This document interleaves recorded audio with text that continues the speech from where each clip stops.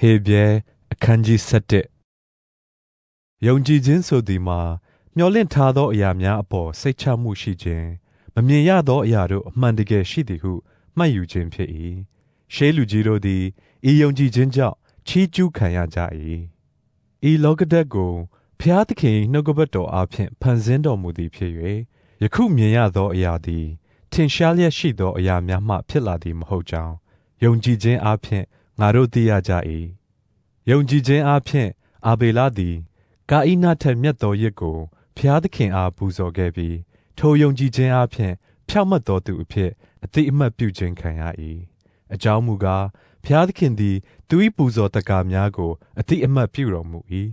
သူသည်သေလွန်တော်လဲထိုယုံကြည်ခြင်းအားဖြင့်ယခုတိုင်အောင်စကားပြောနေသေး၏ယုံကြည်ခြင်းအားဖြင့်အေနောက်သည်သေခြင်းနှင့်မကြုံတွေ့ရဘဲဘဝပြောင်းခွင့်ရ၏ဖျားသခင်သည်သူ့အားဘဝပြောင်းစေတော်မူသောကြောင့်သူ့ကိုမတွေ့ရကြတော့ချေသူသည်ဘဝမပြောင်းမီဖျားသခင်စိတ်တော်နှင့်တွေ့တော်သူဖြစ်ကြောင်းအတိအမှတ်ပြုခြင်းကိုခံရ၏ယုံကြည်ခြင်းမရှိလျင်ဖျားသခင်စိတ်တော်နှင့်မတွေ့နိုင်အကြောင်းမူကားဖျားသခင်ထံချင်းကပ်တော်သူသည်ဖျားသခင်ရှိတော်မူကြောင်းကို၎င်းဖျားသခင်သည်မိမိကိုရှာသောသူတို့အားအကျိုးပေးတော်မူသောအရှင်ဖြစ်ကြောင်းကို၎င်းယုံကြည်ရမည်နောအေးသည်မမြင်ရသေးသောအရာများနှင့်ပတ်သက်၍ဗျာဒိတ်တော်ရသောအခါကြောက်ရွံ့ယိုသေးသောစိတ်ရှိ၍မိမိအိမ်သူအိမ်သားတို့ကယ်တင်ခြင်းခံရရန်အတွက်ယုံကြည်ခြင်းအပြင်သင်္ဘောကိုတည်ဆောက်လေ၏ထိုယုံကြည်ခြင်းအပြင်သူသည်လောက၏အဖြစ်ကိုထင်ရှားစေ၍ယုံကြည်ခြင်းအပြင်ရရှိသောဖြောင့်မတ်ခြင်းကိုအမွေဆက်ခံသူဖြစ်လာ၏အာဗြဟံသည်အမွေအဖြစ်ဆက်ခံရမည်ပြည်သို့ထွက်ခွာသွားရန်ခေါ်ယူတော်မူခြင်းခံရသောအခါမြည်သည့်အရက်သို့သွားရမည်ကိုမသိဘဲလျက်ယုံကြည်ခြင်းအပြင်နာခံ၍ထွက်သွားလေ၏သူသည်ယုံကြည်ခြင်းအပြင်ဂတိထားတော်မူသောပြည်၌တိုင်းတစ်ပါးသားကဲ့သို့ဧည့်သည်အဖြစ်နေထိုင်၍တခုတည်းသောဂတိတော်ကိုအတူတကွအမွေဆက်ခံသူများဖြစ်ကြသောဣဇက်ယာကုပ်တို့နှင့်အတူတဲများတွင်နေထိုင်ကြ၏အကြောင်းမူကားသူသည်ဖျားသခင်ရေးဆွဲစီမံ၍တည်ဆောက်တော်မူသောခိုင်ခန့်သည့်အုတ်မြစ်ရှိသောမြို့ကိုမျှော်လင့်နေ၏ထိုနည်းတူအမြုံဖြစ်သောစာရာသည်လည်းအသက်အရွယ်လွန်ပြီးသောအခါယုံကြည်ခြင်းအပြင်ပရိသေတည်နိုင်သောအစွမ်းကိုရရှိ၏အကြောင်းမူကားဂတိပေးတော်မူသောအရှင်သည်တစ္ဆာရှိသည်ဟုမှတ်ယူသောကြောင့်ဖြစ်၏ဤသို့ဖြင့်ကောင်းကင်ကျယ်များကဲ့သို့၎င်းပင်လယ်ကမ်းခြေမှမရေမတွက်နိုင်သောသဲပွင့်များကဲ့သို့၎င်းများစွာသောသူတို့သည်သေသူကဲ့သို့ဖြစ်နေသောလူတဦးထံမှပေါက်ဖွာလာကြ၏ထိုသူအပေါင်းတို့သည်ဂတိပေးတော်မူသောအရာများကိုမခံစားရတော့လဲ၎င်းတို့ကိုအဝေးမှလှမ်းမြင်၍ကြိုဆိုလက်ခံကာ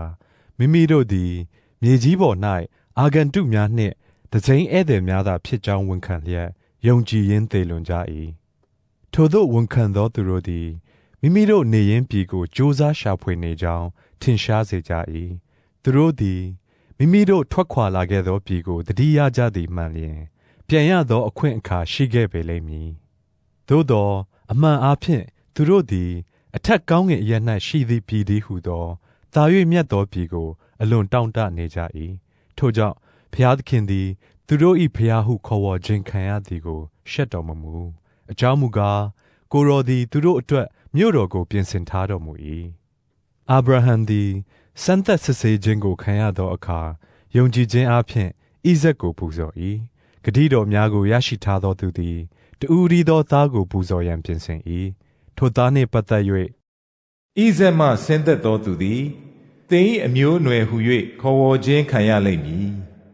ဟုမောဆိုထား၏ဖျားသခင်သည်သေလွန်သောသူတို့ကိုပင်ထမြောက်စေနိုင်သည်ဟုသူသည်မှတ်ယူလျက်ထိုသို့ပူဇော်၏ပုံဥပမာအဖြစ်ဆိုရလျင်သူသည်ထိုသားကိုသေသောသူတို့ထဲမှပြန်ရခဲ့၏နောင်ဖြစ်မည့်အရာများနှင့်ပတ်သက်၍ယာကုပ်နှင့်ဧသောတို့ကိုကောင်းကြီးပေး၏ယာကုပ်သည်တေချိန်နီးစဉ်တွင်ယုံကြည်ခြင်းအပြင်ယောသပ်၏သားတဦးစီကိုကောင်းကြီးပေး၍မိမိတောင်ဝေးထိပ်ကိုမှီလျက်ရှိခိုးလေ၏ယောသပ်သည်တေချိန်နီးစဉ်တွင်ယုံကြည်ခြင်းအပြင်ဣသရေလအမျိုးသားတို့၏ထွက်မြောက်ခြင်းအကြောင်းကိုပြောပြလျက်မိမိ၏အယိုးများနှင့်ပတ်သက်၍မှာကြားခဲ့၏မောရှေဖွားမြင်သောအခါအစင်းလှသောသူငယ်ဖြစ်ကြောင်းသူ၏မိဘတို့မြင်သဖြင့်ရှင်ဘုရင်၏အမိန့်တော်ကိုပင်မကြောက်ဘဲယုံကြည်ခြင်းအပြင်သူ့ကို3 လပတ်လုံးဝတ်ထားကြ၏ မောရှေသည်အရွယ်ရောက်သောအခါဖာရောဘုရင်သမီးတော်၏သားဟုခေါ်ဝေါ်ခြင်းခံရသည်ကိုငြင်းပယ်၍အပြစ်နှင့်ဆိုင်သောပျော်ရွှင်မှုကိုခဏသာခံစားရခြင်းထက်ဖျားသခင်၏လူမျိုးတော်နှင့်အတူဆင်းရဲဒုက္ခခံရခြင်းကိုယုံကြည်ခြင်းအပြင်ရွေးချယ်၏သူသည်အကျိုးကျေးဇူးကိုရှေးရှုမျှော်မှန်းလျက်နေသောကြောင့်ခရစ်တော်အတွက်ကဲ့ရဲ့ပြစ်တင်ခြင်းခံရသည်ကိုအီဂျစ်ပြည်ဥစ္စာဘဏ္ဍာများထက်ပို၍မြတ်သောစည်းစိမ်ဖြစ်သည်ဟုမှတ်ယူလေ၏သူသည်မမြင်ရသောအရှင်ကိုမြင်နေရသကဲ့သို့သီးခံတည်ကြည်ခဲ့သည်ဖြစ်၍ရှင်ဘုရင်၏ပြင်းစွာသောဒေါသကိုပင်မကြောက်ဘဲယုံကြည်ခြင်းအပြင်အီဂျစ်ပြည်ကိုစွန့်ခွာခဲ့၏သားဦးတို့ကိုဖျက်ဆီးသောသူသည်ဣသရေလလူမျိုးတို့ကိုမထိခိုက်စေရန်သူသည်ယုံကြည်ခြင်းအပြင်ပသခါပွဲတော်နှင့်သွေးဖြန်းခြင်းတို့ကိုစီမံဆောင်ရွက်လေ၏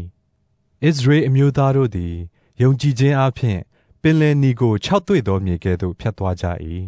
ထိုနည်းတူပြုရန်ကြံစီအားထုတ်သောအီဂျစ်အမျိုးသားတို့သည်နစ်မြုပ်ကြကုန်၏ယုံကြည်ခြင်းအပြင်ဂျေရိခေါမြို့ကို9 ရက်တိုင်တိုင်ဝိုင်းရန်လှည့်ပတ်ကြရာမြို့ရိုးသည်ပြိုကျလေ၏ပြည်တစားရာခတ်သည်ယုံကြည်ခြင်းအပြင်တရှိုတို့ကိုငြိမ်းချမ်းစွာလက်ခံသောကြောင့်မယုံကြည်သောသူတို့နှင့်အတူမပျက်စီးခဲ့ရပေထို့ပြင်ထက်၍မြည်သည့်အကြောင်းကိုပြောရအောင်မည်နီဂီဒေါင်ဘာရက်ရှန်ဆုံယေဖသဒါဝိဒ်ရှမွေလနှင့်ပရောဖက်တို့၏အကြောင်းများကိုပြောလျင်အချိန်လောက်မည်မဟုတ်ထိုသူတို့သည်ယုံကြည်ခြင်းအပြင်တိုင်းနိုင်ငံများကိုအောင်ခြင်းဖြောင့်မတ်စွာအုပ်ချုပ်ခြင်းဂတိတော်များကိုခံစားရခြင်းရှင်သေးနှုတ်ကိုပိတ်ခြင်းမိအရှိန်ကိုငြိမ်းစေခြင်းဒါဘေးမှလွတ်မြောက်ခြင်းအာနေရာမှအားကြီးလာခြင်းစစ်ပွဲ၌ခွန်အားနှင့်ပြည့်စုံလာ၍တိုင်းတစ်ပါးသားတို့၏စခန်းများကိုဖြိုခွင်းခြင်းစသည့်အမှုများကိုပြုခဲ့ကြ၏မိန်းမတို့သည်လည်းသေသောသူတို့ထဲမှရှင်ပြန်ထမြောက်စေခြင်းခံရသည့်မိမိတို့နှင့်ဆိုင်သောသူတို့ကိုပြန်လည်ရရှိကြ၏လူအချို့တို့သည်လည်းတာ၍မြတ်သောရှင်ပြန်ထမြောက်ခြင်းကိုရရှိရန်လွတ်မြောက်ခြင်းကိုမခံယူဘဲပြင်းထန်သောနှိပ်စက်ခြင်းကိုခံယူကြ၏အချို့သောသူတို့မူကားကဲ့ရဲ့ခြင်းကြိမ်တံပေးခြင်းတို့ကိုခံရသည်သာမကထောင်ထဲ၌ချုပ်နှောင်ထားခြင်းကိုလည်းခံခဲ့ကြရ၏သူတို့သည်ခဲနှင့်ပေါက်သက်ခြင်းလွှနှင့်ပိုင်းဖြတ်ခြင်းဓာနှင့်ခုတ်သက်ခြင်းတို့ကိုခံရကြ၍ဆင်းရဲနွမ်းပါးလျက်နှိပ်စက်ခြင်းမတရားပြုမှုဆက်ဆံခြင်းတို့ကိုခံရလျက်သိုးတရေစိတ်တရေတို့ကိုဝတ်လျက်လှဲ့လေကြရ၏ဤလောကသည်ထိုသူတို့နှင့်မထိုက်တန်ချေသူတို့သည်တောကန်တရားများတောင်တန်းများလှိုင်ကူများနှင့်မြေတွင်းများတွင်လှဲ့လေနေထိုင်ကြရ၏ဤသူအပေါင်းတို့သည်ယုံကြည်ခြင်းအပြင်ချီးကျူးခံရကြတော်လဲဂတိပေးတော်မူသောအရာကိုမရရှိခဲ့ကြကြဖျားသခင်သည်